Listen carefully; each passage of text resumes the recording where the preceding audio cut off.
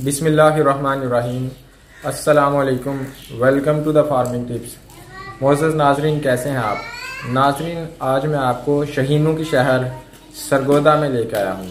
सरगोदा में भी ख़ास बात यह है कि यहाँ पे सरगोदा का जो सबसे बड़ा गोट फार्म और अपनी नौइयत में मुनफरिद गोट फार्म, वहाँ पे मैं आपके लेके आया हूँ। और इनके मालिक खालिद साहब इंतहाई मुखलिस आदमी हैं। उनसे हमने बड़ी तफसीली नशिस्त की है गोट फार्मिंग के ऊपर और इसकी फिजिबिलिटी पर। उन्होंने हमें बड़ी ही अच्छी और मुफीद मालूमात दी हैं, लिहाजा उनकी मालूमात किसी भी गोट फार्मर या गोट फार्मिंग का शौकीन रखने वाले अफराद के लिए नहायत मुफीद साबित हो सकती हैं। और अगर आप चाहते हैं कि आपको इन मालूमात से मुकम्मल फ़ायदा हासिल हो तो वीडियो को आखिर तक देखिएगा। और इसके अलावा मैं आपको याद करवाना चाहता हूं कि अगर कोई फार्मर भाई मेरे चैनल पर नया है या अभी तक आपने मेरा चैनल सब्सक्राइब नहीं किया तो जल्दी से चैनल को सब्सक्राइब करके बेल आइकन को दबाएं ताकि हर नई आने वाली वीडियो की इत्तला आप तक बर वक्त पहुंच सके। तो इस वीडियो में ना सिर्फ आपको मुकम्मल मालूमात दी जाएंगी बल्कि बराका गोट फार्म मुकम्मल तौर पर दिखाया जाएगा। तो चलें वीडियो स्टार्ट करते हैं। अस्सलाम वालेकुम भाई, मेरे नाजरीन को अपना और अपने फार्म का तारफ़ करवा दीजिए। अस्सलाम वालेकुम। सबसे पहले शाहिद भाई, आपका बहुत बहुत शुक्रिया कि आपने हमें और बराका फार्म के काम को इस काबिल समझा कि दोस्तों के साथ उसको शेयर किया जा सके। मेरा नाम खालिद हुसैन है। मैं कतर में as a senior HSE officer काम कर रहा हूँ। तो ये जो गोट फार्मिंग का शौक़ मुझे पैदा हुआ जब मैं 2017 के एंड में Baldana livestock and dairy farm जो है उसमें मैं काम कर रहा था। तो वहाँ पे मैंने देखा कि ऐसा कंट्री जहाँ पे ग्रीन फूड अवेलेबल नहीं है, चारा आसानी से दस्तयाब नहीं है, तो वहाँ पे इतने इतने बड़े फार्म हैं, डेयरी फार्म है, मीट फार्म है। तो अगर वहाँ पे ऐसे फार्म बनाए जा सकते हैं तो पाकिस्तान जो कि एक बेसिकली ज़रूरी मुल्क है, तो वहाँ पे क्यों नहीं बनाए जा सकते? तो फिर जो हम लोगों ने बराका गोट फार्म के नाम से सरगोदा में ये फार्म बनाया। ये फरवरी 2018 की बात है जब हम लोगों ने इसका स्टार्ट लिया। तो शुरू में हम लोगों ने 2, 3, 4 बकरियों से स्टार्ट लिया और टाइम टू टाइम फिर हम लोग डिफरेंट मंडियों में डिफरेंट फार्म्स का विज़िट करते रहे और वहाँ से जो क्वालिटी के जानवर थे वो हम लोग परचेज़ करते रहे। तो इस वक्त अल्हम्दुलिल्लाह हमारा जो फार्म है वो कंस्ट्रक्शन के हवाले से ले लें या जानवरों के हवाले से ले लें, पूरे सरगोदा में मुनफरिद हैसियत रखता है। आपने कितनी और कौन सी नस्ल की बकरियां रखी हैं? तक अल्हम्दुलिल्लाह जानवरों की तादाद 150 हो गई है। तो जो मेजॉरिटी है वो बीतल बकरियों की है। उनमें बीतल, अमरतसरी, नागरी और मक्खी चीनी बकरियां शामिल हैं। आपने बीतल बकरियों का इंतखाब ही क्यों किया, या मेरे नाजरीन को ये बताइए कि बकरियों की बेहतरीन नस्ल कौन सी है? ये बेस्ट नस्ल डिपेंड करती है कि आप कौन से इलाके में गोट फार्मिंग करना चाह रहे हैं, क्योंकि जो उस इलाके की मखसूस बकरियां हैं उन बकरियों की नशोनमा, उनकी रिप्रोडक्शन उसी इलाके में ज़्यादा हो सकती है। क्योंकि ठंडे इलाकों वाली बकरियां गर्म इलाकों में और गर्म इलाकों वाली बकरियां ठंडे इलाकों में उस हिसाब से उनकी ग्रोथ और रिप्रोडक्शन नहीं होती जितनी उनके अपने इलाकों में होती है। तो जैसा कि हम लोग पंजाब में सरगोदा में हमारा फार्म है, तो उस एरिया में बीतल बकरियां और टेडी बकरियां, ये जो बकरियां हैं इनकी जो ग्रोथ है, इनकी नशोनुमा और इनकी रिप्रोडक्शन ये बहुत अच्छी होती है। इसीलिए हम लोगों ने इन्हीं बकरियों की सिलेक्शन की है अपने फार्म के लिए। आपके फार्म का एरिया कितना है और ये भी बताइए कि फी बकरी रखने के लिए कितनी जगह दरकार होती है? तो ये जो बराका गोट फार्म का शेड है ये 11,250 स्क्वायर फुट पे मुहित है। 11,250 स्क्वायर फुट, इसमें तकरीबन 250 बकरियां इजीली अकोमोडेट की जा सकती हैं। और अभी हम लोग फार्म की एक्सटेंशन भी कर रहे हैं। 9,000 स्क्वायर फुट पे अभी हम लोगों ने इसकी एक्सटेंशन की है। तो अभी इस एक्सटेंशन में हमारी जो कैपेसिटी थी बकरियां रखने की और बढ़ गई है अल्हम्दुलिल्लाह। खालिद भाई, ये बतलाइए कि कोई भी अच्छा गोट फार्म कितने सेक्शंस पर मुश्तमिल होना चाहिए? हमने अपने फार्म को 5 हिस्सों में डिवाइड किया है। तो उसमें एक हिस्सा जिसमें बकरे रखे हैं, दूसरा हिस्सा जिसमें बकरियां रखी हैं, तीसरा हिस्सा जहाँ पे प्रेग्नेंट गोट्स हम लोगों ने रखी हुई हैं, और चौथा हिस्सा जिसमें हम लोगों ने बच्चों को रखा हुआ है। पांचवा हिस्सा उसका वो जो ओपन एरिया है, जो स्पेशली सर्दियों के टाइम में जब हम लोग उनको बाहर निकालते हैं धूप के लिए, तो वो एक अलग से बाउंड्री है जिसके अंदर वो ओपनली बैठ सकते हैं। और उसके साथ में एक कमरा है स्पेशल जिसके अंदर में अद्वियात, फीड और जो बाकी चीज़ें हैं उनको रखा हुआ है। अच्छा भाई, ये बताइए कि आपको शेड बनाने में कितना खर्चा लग गया था और आपके शेड की खास बात क्या है? ये शेड बनाने पे तकरीबन 5 लाख रुपए खर्चा आया। तो ये शेड दूसरे शेड से इसलिए डिफरेंट है कि इसमें से कुछ चीज़ें हम लोगों ने यूनिक की हैं। नंबर 1, खुरलियों के साथ हम लोगों ने हर 5 फुट के ऊपर एक छोटा पिलर बना के पिलर टू पिलर हम लोगों ने बांस लगाए ताकि जानवर जंप लगा के खुरली के अंदर जाके चारा ना खराब कर सकें।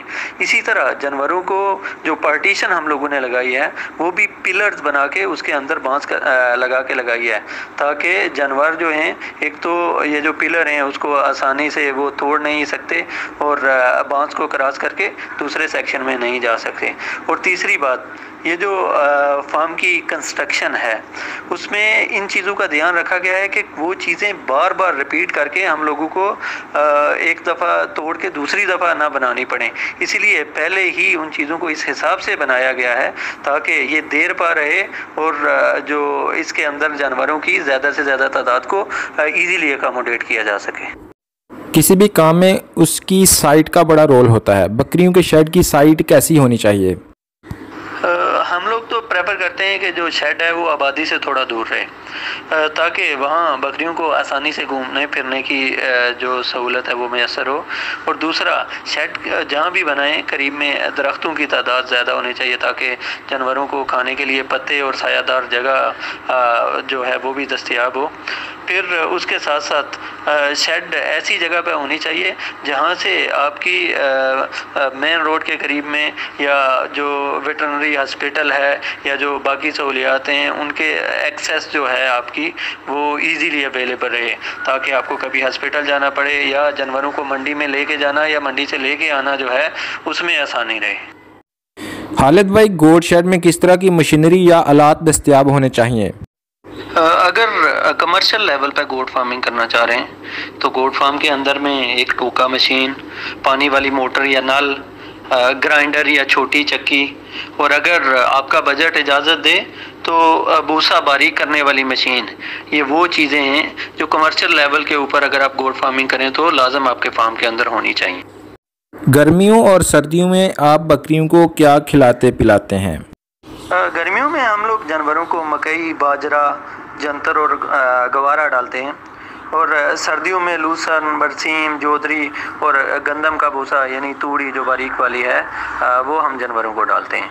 सर, ये बताएं कि आजकल आपको फ़ी बकरी कितना खर्चा पड़ रहा है और खर्चे कैसे कम किए जा सकते हैं?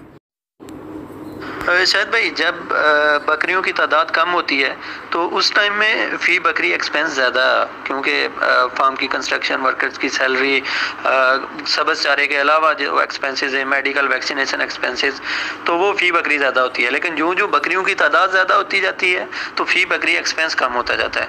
तो इस वक्त हमारे फार्म पे अल्हम्दुलिल्लाह जब तादाद 150 तक जा पहुँची है तो फ़ी बकरी जो खर्चा है वो 7 से 8 रुपये योमिया है। ये खर्चा, इसमें जो सब्ज़ चारा है वो शामिल नहीं, उसके अलावा जो वैक्सीनेशन, मेडिसिन, वर्कर्स की सैलरी, फार्म की मेंटेनेंस, ये सारी चीज़ें इसके अंदर शामिल हैं। 7 से 8 रुपये योमिया।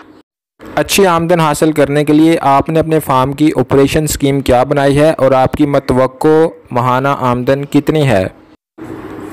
जो बकरियां हम लोगों ने फार्म पर रखी हुई हैं उनके बच्चों में से जो फीमेल हैं उनको हम लोग सेल नहीं करते, उनको फार्म पर ही पालते हैं। और जो मेल गोट्स हैं, जो बकरे हैं, उनको हम लोग कुर्बानी के लिए तैयार करते हैं। तो हर साल कुर्बानी के ऊपर जो फार्म के बकरे हैं वो सेल किए जाते हैं। तो जो मतवक्के आमदन है अल्हम्दुलिल्लाह 1 लाख रुपया माहाना के हिसाब से आप कह सकते हैं कि जो हमारा अभी जो इनिशियल टारगेट है वो ये है। तो टाइम टू टाइम जब अभी जो तादाद है वो बढ़ती जाएगी जानवरों की, तो इंशाल्लाह ये जो आमदन है वो भी उसी हिसाब से बढ़ती जाएगी। बकरियों को बीमारियों से महफूज रखने के लिए भाई आप क्या तदाबीर अख्तियार करते हैं? बकरियों को बीमारियों से बचाने के लिए एक तो हम लोग उनकी वैक्सीनेशन जो है वो इन टाइम करवाते हैं, और दूसरा हमारा जो फार्म है उस पर सफाई का बहुत ज़बरदस्त निज़ाम है। और इसके साथ साथ जो मौसमी असरात हैं उनमें बचाने के लिए गर्मियों में हम लोगों ने फ़ैन, एयर कूलर्स और शेडेड एरिया प्रोवाइड किया हुआ है। और इसके साथ सर्दियों में टेम्परेचर मेंटेन करने के लिए हम लोगों ने जो उनका शेडेड एरिया है उसके आगे तरपाल और बाकी जगह ऐसे बंद करके रखी है ताकि बकरियां सर्दी से बच सकें, और बाद में उनको धूप में बैठने के लिए भी खुली जगह जो है वो दस्तयाब है। तो ये वो सारी चीज़ें हैं जिनसे बकरियों को मौसमी असरात और बीमारियों से बचाया जा सकता है। खालिद भाई, वैसे तो बहुत सी वजूहात हो सकती हैं, लेकिन मैं खास तौर पे आपसे कोई सी ऐसी 2 वजूहात पूछना चाहूँगा जिन पर प्रॉफिट मुनहसर है, यानी जिनकी वजह से प्रॉफिट में तब्दीली आ सकती है। गोट फार्मिंग में जो प्रॉफिट है वो टोटली डिपेंडेंट है 2 चीज़ों के ऊपर। एक चीज़ कि आप एक्सपेंस कैसे कंट्रोल करते हैं।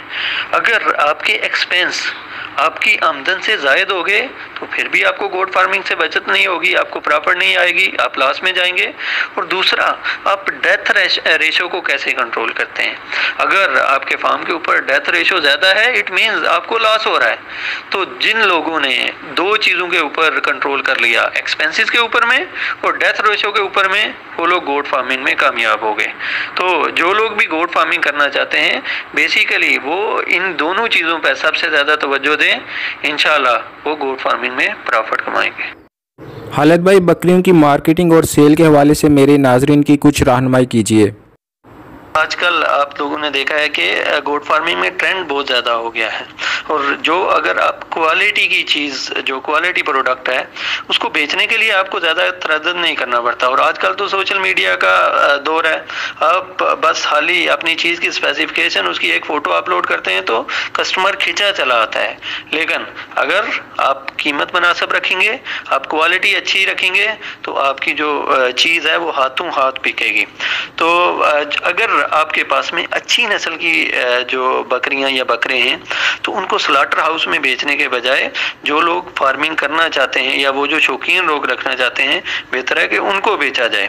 हाँ, लेकिन अगर जैसे दोगली बकरियां हैं, टेटी बकरियां हैं जो वाफर मिकदार में अवेलेबल हैं, तो उनको हम लोग स्लाटर हाउस में बेच सकते हैं। जो सबसे अच्छा है बेचने का, बकरियां बेचने का टाइम, वो ये बकरों की प्रोडक्शन ईद के ऊपर स्पेशली। तो अगर पूरा साल उनके ऊपर अच्छे से मेहनत की जाए तो वो साल के एंड पे कुर्बानी के टाइम में आपको अच्छा मुनाफा दे सकते हैं। खालिद भाई, ये बताएं कि आपके ख्याल में कौन से अफराद को ये पेशा अपनाना चाहिए? शायद भाई, जैसा कि बकरियां पालना एक सुन्नत अमल है, तो ये पैगम्बराना पेशा है।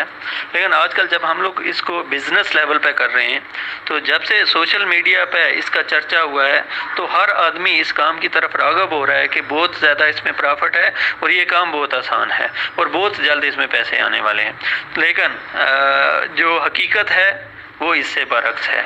वो लोग जिनमें सब्र, तहम्मुल और मेहनत करने का जज्बा है, सिर्फ वही लोग इस फील्ड में आए। जो लोग शॉर्टकट तरीके से या दिन रात में अमीर होना चाहते हैं, वो लोग इस शोबे को अख्तियार ना करें, या वो लोग जो दूसरे पर डिपेंडेंट हो के गोट फार्मिंग करना चाहते हैं, उनको मैं यही मशवरा दूंगा कि वो कभी भी गोट फार्मिंग का शोबा अख्तियार ना करें। गोट फार्मिंग उन लोगों के लिए है जो मेहनत से कतराते नहीं, और दूसरा उनमें सब्र बर्दाश्त है, क्योंकि गोट फार्मिंग आपको इमीडिएट रिटर्न नहीं देती। इसके ऊपर मेहनत करना पड़ती है, ये टाइम लेती है, फिर उसके बाद में जाके आपको इसमें से प्रॉफिट मिलता है। खालिद भाई, मेरे व्यूअर्स में से कोई बंदा आपसे जानवर खरीदना चाहे या किसी भी तरह आपसे सपोर्ट हासिल करना चाहे तो उसके लिए बराए मेहरबानी अपना कॉन्टैक्ट नंबर दे दीजिए। जी शायद भाई, कोई भी आदमी अगर जानवर खरीदना चाहता है या फार्म का विज़िट करना चाहता है तो वो कभी भी हमारे फार्म पे आ सकता है। तो फार्म पे आने से पहले या जानवरों की खरीदो फरोख्त के लिए वो फार्म के जो इंचार्ज हैं काशिफ साहब, उनसे किसी भी वक्त रब्ता कर सकता है।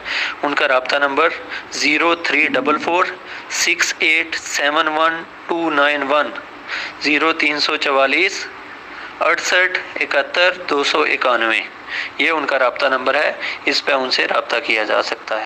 खालिद भाई आपका बहुत बहुत शुक्रिया। नाजरीन, अल्लाह हाफिज़।